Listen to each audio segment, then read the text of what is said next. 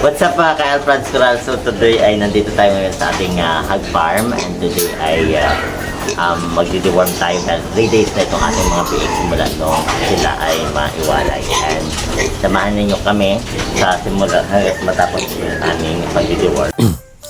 So maaga pa nga mga ka-Alfreds Coral ay duty na tayo dito sa ating babuyan sa Alfreds Coral Incorporated Hog Farm dahil nga mga ka-Alfreds Coral ay may naka-schedule tayo ngayon na i-deworm. So supposedly today is Monday, and ang practice nga natin dito sa ating babuyan sa Alfreds Coral Incorporated Hog Farm ay nag-deworm tayo ng ating mga biik ng umaga 3 days after winning. So bali 28 days sila na mamumuhay kasama ang kanilang inahin, and after 3 days and after 28 days mga ka-Alfreds Coral ay tatanggalin natin yung ating ang ating inahin at maiiwan ang mga biik nito doon sa kanilang doon sa farrowing pen. And dahil 3 days na nga mga ka-Alfreds Coral ay 4 AM pa lang gising na tayo dahil Monday nga ito, at 4 AM gising tayo hanggang 4:30 ay nag-prepare tayo ng ating sarili. Syempre naligo muna tayo para diretso na tayo sa ating trabaho pagkatapos natin dito mag-duty sa ating babuyan. So 5 ako nakarating dito sa aming hog farm, at 5:30 medyo madilim pa kaya naghintay kami ng hanggang alas 6. So pagdating ng alas 6 mga ka-Alfreds Coral, ayun nagsimula na kaming mag-inject ng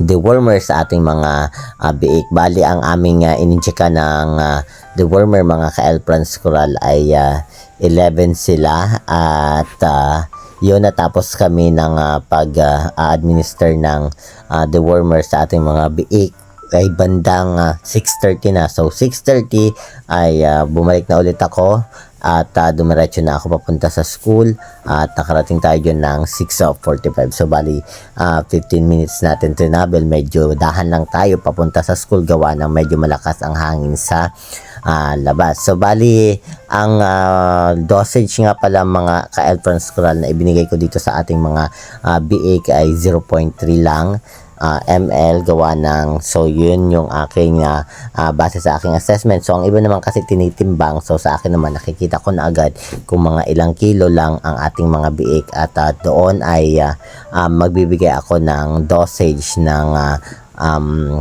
pang-deworm natin sa ating mga biik. So by the way mga ka-Alfreds Coral, kasama ko nga pala dyan si Ante, itong ating tagapangalaga dito ng ating mga baboy sa Alfreds Coral Incorporated Hog Farm. So siya ang taga-assist sa akin, so hindi nga tayo pwedeng pumasok dyan sa loob gawa ng syempre part pa rin ng biosecurity, at syempre kailangan natin mag-ingat, kaya si Ante na lang yung taga-kuha, at dyan lang tayo taga inject na tong ating pang-deworm. So by the way mga ka-Alfreds Coral,